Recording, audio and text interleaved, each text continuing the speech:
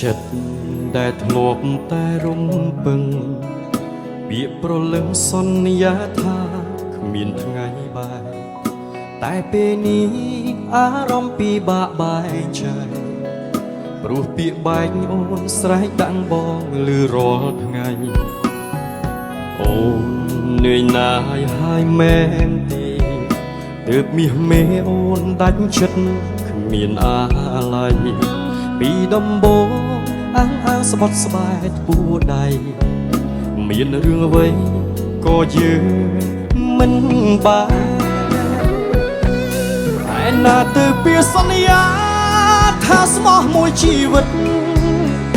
នៅឯណាទៅពីពុកអូនស្បត់ស្បែកស៊ូលះបង់គ្រប់យ៉ាងដើម្បីក្តីស្នេហ៍